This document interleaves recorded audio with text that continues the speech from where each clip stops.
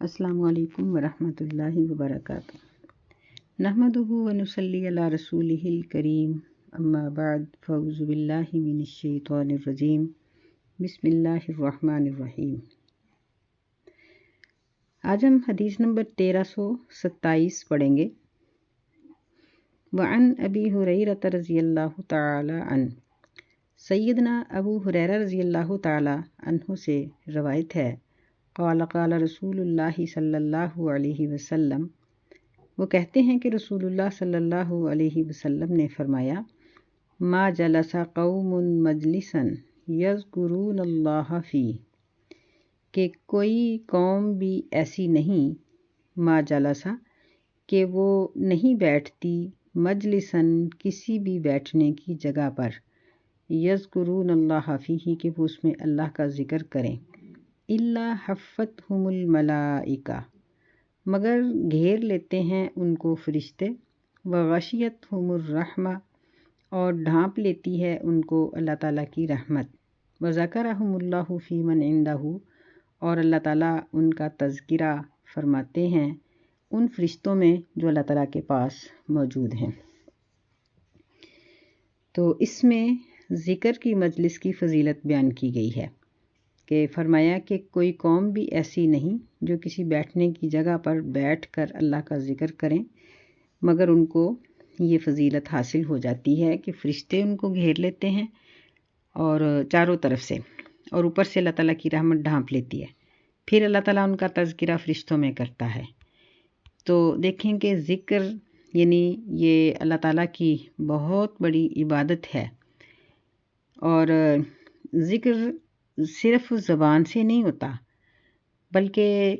انسان اپنے پورے جسم سے اللہ کا ذکر کرتا ہے، جس طرح آنکھوں سے آنسوؤں کا نکلنا اللہ کے ڈر سے، یہ آنکھوں کا ذکر ہے۔ اسی طرح زبان سے اچھی بات کا نکلنا، ہاتھوں سے نیک کام کا کرنا، بدن کا نیک کام میں استعمال ہونا، یہ سب چیزیں ذکر الہی ہیں۔ اور پھر قرآن مجید کو پڑھنا، حدیث کو پڑھنا، مسائل کو سیکھنا، یہ سب مجلسیں ذکر کی مجلسیں ہیں، اور ان کی بہت بڑی فضیلت ہے۔ یہاں یہ بات یاد رکھنے کی ہے کہ آج کل بہت سے ذکر ایجاد ہوئے ہیں، جس طرح اللہ کا پڑھنا، یا مختلف غیر اللہ کے نام، یا علی کا ورد، یا بعض پیروں فقیروں کے نام کے ورد کرنا، یہ ذکر کی مجلسیں نہیں ہیں، بلکہ یہ تو گناہ کی مجلسیں ہیں، غلط ہیں، یہ طریقہ ٹھیک نہیں ہے، یہ نبی صلی اللہ علیہ وسلم سے، صحابہ سے یہ ثابت نہیں ہے۔ تو اللہ کے ذکر میں یہی چیزیں آئیں گی، یعنی اللہ تعالیٰ کے اسماء گرامی یا آیات یا قرآن و حدیث کا پڑھنا، سمجھنا، یہ سب چیزیں اس میں آ جاتی ہیں۔ تو ایسا کرنے والے بھی افضل ہیں، اور جس جگہ پر وہ بیٹھ کے کرتے ہیں وہ جگہ بھی افضل ہو جاتی ہے۔ جس طرح یعنی اللہ تعالیٰ نے جبریل علیہ السلام کے ذریعے نبی علیہ السلام کو بتایا کہ دنیا کی سب سے بہترین جگہیں مسجدیں ہیں، کیونکہ مسجدوں میں اللہ کا ذکر کیا جاتا ہے، اور مسجدوں سے مراد ایک تو وہی مسجدیں جو ہمارے گلی محلوں میں بنی ہوئی ہوتی ہیں، پھر نبی علیہ السلام نے ہمیں حکم دیا کہ ہم گھروں میں اپنے مسجدیں بنائیں، یعنی کوئی مخصوص جگہ ایسی ہو جہاں اللہ کا ذکر کیا جائے، تو وہ، یا جس طرح جس جگہ پر مصلی بچھایا جاتا ہے، مصلی بھی ایک طرح سے مسجد ہوتی ہے کہ وہاں ہم اللہ تعالیٰ کو سجدہ کرتے ہیں۔ تو یعنی جس طرح عام جگہوں سے مسجدوں کی فضیلت ہے، اسی طرح عام جگہ سے گھر کے ہر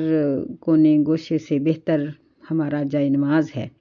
کہ جہاں ہم بیٹھ کر اللہ تعالیٰ کا ذکر کرتے ہیں، نماز پڑھتے ہیں، اگر ہم وہاں بیٹھ کر قرآن پڑھیں، تسبیحات کریں۔ نبی علیہ السلام نے اس کی بڑی فضیلت بیان فرمائی ہے، اور فرمایا کہ جب تک انسان اپنے جائے نماز پر بیٹھا رہتا ہے، باوضو رہتا ہے، قطع رحمی کی دعا نہیں کرتا، کسی پر ظلم اور زیادتی کی دعا نہیں کرتا، اس وقت تک فرشتے مقرر رہتے ہیں جو اس کے لیے اللہ تعالیٰ سے رحم کا مطالبہ کرتے رہتے ہیں اور اس کی بخشش کی دعا کرتے رہتے ہیں۔ اتنی بڑی فضیلت اور کہاں سے مل سکتی ہے؟ دیکھیں کہ دعا کروانا یہ ہمارا اتنا پسندیدہ فعل ہے کہ ہمیں اگر پتہ چل جائے کہ فلاں شخص کی دعا قبول ہوتی ہے، یا ہم کسی کو دیکھیں، بلکہ ہمارا یہ ایک تقیہ کلام بن چکا ہے کہ ہم ہر کسی کو کہتے ہیں کہ دعا کرنا، حالانکہ ہر کسی کو نہیں کہنا چاہیے، جو اس قابل ہو اسی کو کہنا چاہیے۔ تو ہم بعض اوقات یہ بھی نہیں دیکھتے کوئی بے نماز ہے سامنے یا کون ہے، ہم کہتے ہیں کہ بس دعا کرنا، اتنا ہمارا یہ پسندیدہ فعل ہے۔ تو جہاں سے ہمیں مفت میں دعائیں ملتی ہیں ان جگہوں کو ہم نظر انداز کر دیتے ہیں کہ جائے نماز پر بیٹھ کر اللہ کا ذکر کرتے رہنا یہ فرشتوں کی دعاؤں کا سبب ہے، تو ہم ان جگہوں کو نظر انداز کر دیتے ہیں۔ بہرحال کوئی شخص اکیلا بیٹھ کر اللہ کا ذکر کرتا ہے تو اللہ تعالیٰ اس کو اپنے دل میں یاد کرتا ہے، اور اگر کوئی مجلس میں بیٹھ کر اللہ کا ذکر کرتا ہے، کلاس میں بیٹھ کے پڑھتا ہے، وہ مسجد کی کلاس ہو، مدرسے کی کلاس ہو یا گھر میں لگی ہوئی class who, on line class میں بندہ بیٹھ کے پڑھے، تو اللہ تعالیٰ اس شخص کا ذکر اپنے فرشتوں کی مجلس میں کرتے ہیں۔ اس حدیث میں یہ چیز بیان کی گئی ہے۔ پھر دیکھیں کہ جس کو اللہ کی رحمت نے ڈھانپ لیا اس کو تو کسی چیز کی کمی ہی نہیں رہے گی، اور جس کو فرشتوں نے گھیر لیا اس کو شیطان کیسے نقصان پہنچائیں گے۔ تو اس کا مطلب یہ ہوا اس حدیث کا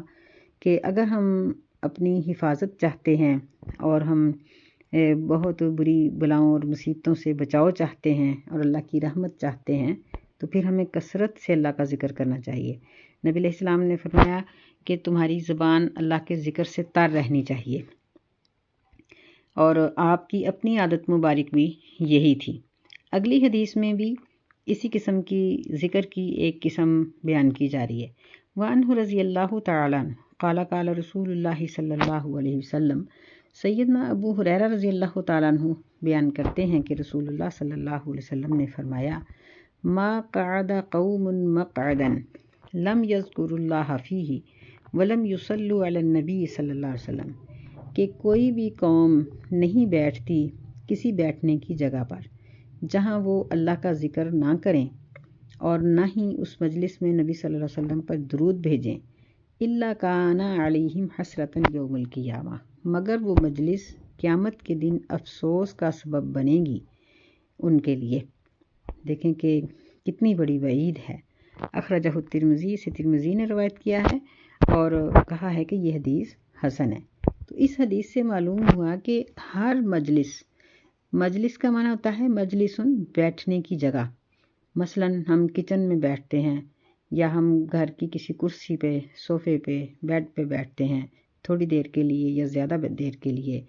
تو ہمیں چاہیے کہ ہم اپنی ہر مجلس میں اللہ کا ذکر کریں یا نبی علیہ السلام پہ درود بھیجیں۔ تو اس کا سب سے آسان طریقہ یہ ہے کہ ہم بیٹھتے وقت سبحان اللہ کہہ دیں، جب ہم اٹھیں تو اللہ اکبر کہہ دیں، کیونکہ نبی علیہ السلام کی یہ عادت تھی۔ آپ جب چڑھائی چڑھتے تو اللہ اکبر کہتے، ڈھلان میں اترتے تو سبحان اللہ کہتے، اسی طرح اٹھتے ہوئے اللہ اکبر کہہ کے اٹھنا اور بیٹھتے ہوئے سبحان اللہ کہہ کے بیٹھنا، یہ بھی نبی علیہ السلام کی سنت سے ثابت ہے۔ تو یہ بہترین طریقہ ہے کہ کم از کم وہ مجلس جہاں بھی ہم بیٹھے ہیں، اگر ہم 10 دفعہ بھی بیٹھے ہیں، 10 دفعہ اٹھے ہیں، تو اگر ہم ہر دفعہ کہیں سبحان اللہ اور اٹھتے ہوئے اللہ اکبر، عادت بنا لیں تو پھر مشکل نہیں لگے گا، تو ہماری یہ مجلسیں ہمارے لیے رحمت کا سبب بنیں گی۔ ورنہ دیکھیں کہ نبی علیہ السلام کی ایک حدیث میں یوں بھی ذکر آتا ہے کہ اگر کوئی شخص کسی جگہ پر لیٹتا ہے یا بیٹھتا ہے اور وہ وہاں اللہ کا ذکر نہیں کرتا تو اس کی وہ مجلس، وہ اٹھنے بیٹھنے کی، لیٹنے کی جگہ اس کے لیے افسوس اور حسرت کا سبب بنے گی کہ اس نے وہ اپنا وقت ضائع کر دیا۔ تو کم از کم ہم اتنی عادت بنا لیں تو انشاءاللہ کافی حد تک ہماری یہ ذکر کی یعنی ہم ذکر کرنے والوں میں شامل ہو جائیں گے کہ بیٹھتے ہوئے سبحان اللہ، لیٹتے ہوئے بھی سبحان اللہ، یا ہم رات کو جس طرح لیٹتے ہیں یا دن کے وقت لیٹتے ہیں تو اللہ کا ذکر کر لیا جائے۔ پھر یہ ہے کہ عادت بنانی چاہیے کہ بات بات میں، گفتگو کے دوران اللہ کا نام لیا جائے، اللہ کے رسول کا نام لیا جائے کہ اللہ تعالیٰ نے اس طرح فرمایا، اللہ کے رسول صلی اللہ علیہ وسلم نے یہ فرمایا، یا میں نے فلاں سے یہ مسئلہ سنا، یعنی کوئی نہ کوئی بات اس طرح کی دین کی کرتے ہی رہنا چاہیے۔ درود کے معاملے میں آج کل کچھ ایسے مصنوعی درود نکل آئے ہیں جن کا شریعت کے ساتھ کوئی تعلق نہیں ہے، جس طرح یعنی بہت سے نام ہیں اس کے، ان درودوں کے۔ تو سب سے بہترین درود ابراہیمی ہے۔ ویسے یہ ہے کہ درود کے تقریباً 30-40 روایات ہیں جس میں مختلف الفاظ ہیں، اور لیکن یہ جو درود تاج یا تنجینہ اور اس قسم کے درود جو بنائے گئے ہیں، درود ماہی، پھر ان کی بڑی لمبی چوڑی فضیلت، یہ سب چیزیں ان کا شریعت کے ساتھ کوئی تعلق نہیں ہے۔ سب سے بہترین درود ابراہیمی ہے، اور اس کی اتنی فضیلت ہے کہ نبی علیہ السلام نے فرمایا کہ جو شخص درود شریف کثرت سے پڑھتا ہے اللہ اس کے غم دور کر دیتے ہیں، اس کی پریشانیوں کو دور کر دیتے ہیں اور اللہ تعالیٰ اس کی ضروریات کو پورا کر دیتے ہیں۔ یعنی یوں ہی نبی علیہ السلام نے کلی طور پر کہہ دیا کہ اس کے لیے یعنی اس کو سب کچھ ہی درود پڑھنے سے مل جائے گا۔ تو اس لیے ہمیں چاہیے کہ ہم استغفر اللہ کے الفاظ، درود شریف یا اللہ تعالیٰ کی کبریائی، اس کی ثنا، اس کی تحمید و تمجید کچھ نہ کچھ ہم پڑھتے ہی رہیں۔ اللہ تعالیٰ ہمیں توفیق خیر دے کہ ہمارا وہ کہتے ہیں نا ہاتھ کار ولے دل یار ولے، کہ بندے کے ہاتھ کام کر رہے ہوں اور دل کی دوستی تعلق اللہ تعالیٰ کے ساتھ جڑا ہوا ہو، کہ ہم جہاں جہاں ہم پاکیزہ کام گھر کے کرتے ہیں ان کاموں میں ہم مسلسل ذکر کر سکتے ہیں۔ البتہ واش روم لیٹرین کے جو کام ہیں یا نہانے کے سلسلے میں ان وقتوں میں ہم نے کوئی ذکر نہیں کرنا، باقی تمام اوقات میں ہم ذکر کر سکتے ہیں۔ اللہ تعالیٰ ہمیں توفیق۔ کل ہم نے جو احادیث پڑھی تھی ان میں ذکر الہی کی فضیلت بیان کی گئی تھی اور یہ بتایا گیا تھا کہ جب تک بندہ اللہ کا ذکر کرتا رہتا ہے اللہ تعالیٰ اس کا ذکر اپنے ذات میں، یا اگر وہ مجلس میں ذکر کرے تو اللہ تعالیٰ مجلس میں ذکر فرماتے ہیں۔ اور ہم نے یہ بھی پڑھا تھا کہ جب تک کوئی بندہ کسی جگہ پر بیٹھ کر اللہ کا ذکر کرتا رہتا ہے اللہ کے فرشتے اس کے لیے دعا کرتے رہتے ہیں۔ اور حدیث میں یہ ذکر بھی ملتا ہے کہ اللہ تعالیٰ نے فرشتوں کی ایک جماعت صرف اپنا ذکر سننے کے لیے اور ذکر کرنے والوں کے لیے دعا کرنے کی خاطر پیدا کی ہے۔ یعنی ان کی ذمہ داری یہی ہے کہ وہ زمین میں چلتے پھرتے ہیں اور جہاں بھی ان کو ذکر کی مجلس معلوم ہوتی ہے، نظر آتی ہے، تو وہ اپنے ساتھیوں کو بھی بلا لیتے ہیں اور وہ ذکر سنتے ہیں اور اللہ تعالیٰ سے ان کے لیے مجلس والوں کے لیے دعا کرتے ہیں۔ اور کل یہ ذکر بھی ہوا تھا کہ ذکر میں یعنی زبان کا ذکر یہ سر فہرست ہے سب سے پہلے، پھر اسی طرح اپنے پورے جسم کی حفاظت اور پورے جسم سے اللہ کی شریعت کی پابندی کرنا، یہ بھی اللہ کے یاد کرنے اور ذکر کرنے میں شامل ہے۔ مثلاً آنکھوں کی حفاظت، کانوں کی حفاظت، منہ اور زبان کی حفاظت، ہاتھوں پیروں کی حفاظت، دل اور دماغ کی حفاظت۔ تو اپنے ان تمام جوارح سے، تمام اعضاؤں سے اللہ کی فرما برداری کرنا، یہ سب اللہ کے ذکر کرنے میں ہی شامل ہے۔ اب ہم چند احادیث ایسی پڑھیں گے جن میں اللہ تعالیٰ کے ذکر کے خاص الفاظ ذکر کیے گئے ہیں، بیان کیے گئے ہیں کہ کن لفظوں میں ذکر کیا جائے تو اللہ تعالیٰ کو پسند ہے، کیونکہ بعض وہ الفاظ ہیں جو ہم اپنے طور پر بیان کرتے ہیں۔ مثال کے طور پر ہم اپنی زبان میں کہتے ہیں کہ یا اللہ مجھے معاف کر دے، یا اللہ میرے اوپر رحم فرما، تو یہ الفاظ بھی بہت اچھے ہیں، بہتر ہیں۔ ہر بولی والا، ہر زبان والا اپنی زبان میں اللہ تعالیٰ کو یاد کر سکتا ہے۔ اللہ تعالیٰ اس کی زبان کو سمجھتے ہیں اور اس تمام بولیوں کا خالق اللہ خود ہی ہے۔ لیکن وہ الفاظ جو کسی حدیث میں مذکور ہوں ان کی فضیلت تمام دعاؤں اور تمام الفاظ سے زیادہ ہے، اور جو دعائیں اور جو الفاظ قرآن مجید میں آتے ہیں ان کی فضیلت اس سے بھی زیادہ ہے، حدیث سے بھی زیادہ ہے۔ مثال کے طور پر اگر کوئی شخص پڑھتا ہے لا الہ الا انت سبحانک انی کنت من الظالمین، تو یہ قرآن مجید کی آیت بھی ہے اور دعا بھی ہے۔ اسی طرح ربنا آتنا فی الدنیا حسنہ وفی الآخرۃ حسنۃ وقنا عذاب النار، یہ آیت بھی ہے، دعا بھی ہے۔ اسی طرح اور بھی قرآن مجید کی جو بہت سی دعائیں ہیں ان کی فضیلت حدیث کی تمام دعاؤں سے زیادہ ہے، اور جو دعائیں حدیث میں آتی ہیں یا وہ الفاظ جن کا اجر نبی صلی اللہ علیہ وسلم سے ثابت ہے کہ یہ پڑھو گے تو اتنا اجر ہے، یہ پڑھو گے تو اتنا اجر ہے، ان کی فضیلت باقی تمام چیزوں سے زیادہ ہے۔ ایک چیز کو ہم اپنے طور پر منتخب کرتے ہیں کہ میں فلاں صورت اتنی دفعہ پڑھوں گی یا فلاں آیت اتنی دفعہ پڑھوں گی، اس کی فضیلت اور ہے، جو نبی صلی اللہ علیہ وسلم نے بیان کر دی ہے وہ مسلمہ ہے، اس میں کسی قسم کا شک اور شبہ نہیں، بشرطے کہ وہ صحیح حدیث سے ثابت ہو۔ تو آج ہم سیدنا ابو ایوب انصاری رضی اللہ تعالی عنہ کی روایت پڑھیں گے۔ یہ وہ صحابی تھے جن کو یہ شرف حاصل ہے کہ نبی صلی اللہ علیہ وسلم مدینہ جب تشریف لائے تھے تو سب سے پہلے انہی کے پاس ٹھہرے تھے۔ وعن ابی ایوب رضی اللہ تعالی عنہ قال قال رسول اللہ صلی اللہ علیہ وسلم، وہ کہتے ہیں کہ رسول اللہ صلی اللہ علیہ وسلم نے فرمایا، من قال لا الہ الا اللہ وحدہ لا شریک لہ لہ الملک ولہ الحمد بیدہ الخیر یحیی ویمیت وہو علی کل شیء قدیر 10 مرات، کہ جو شخص یہ کلمات 10 مرتبہ پڑھتا ہے، کان کمن اعتق 4 انفس من ولد اسماعیل، اس کو اتنا اجر ملتا ہے کہ جیسے اس نے 4 بہترین غلام، انفس یعنی بڑے نفیس قسم کے غلام اسماعیل علیہ السلام کی اولاد سے آزاد کیے ہوں۔ متفق علیہ، اس پر بخاری اور مسلم کا اتفاق ہے۔ تو یعنی اس میں 4 غلام، اور غلام بھی نفیس قسم کے، کیونکہ غلام اپنی شکل، صورت اور ہنر کے حساب سے ان کی قیمت لگائی جاتی تھی۔ بعض جو کاریگر اور ہنرمند ہوتے تھے ان کی بہت قیمت تھی، ایسے ہی جو خوبصورت اور بہترین ہوتے تھے ان کی بھی بہت قیمت تھی۔ پھر یہ ہے کہ یہاں اسماعیل علیہ السلام کی اولاد کا اس لیے ذکر کیا گیا ہے، ان کی نسل کا، کہ عرب لوگوں میں غلامی کا سلسلہ تو ہر جگہ پہ چل ہی رہا تھا کہ لوگ ظلماً ایک دوسرے کو پکڑ کے غلام بنا دیتے تھے، آگے بیچ دیا کرتے تھے۔ تو سیدنا اسماعیل علیہ السلام کی نسل یہ باقی تمام نسلوں سے اعلیٰ اور افضل ہے اور نایاب بھی تھی، اس لیے فرمایا کہ جو چیز ایک نایاب ہوتی ہے وہ قیمتی ہوتی ہے۔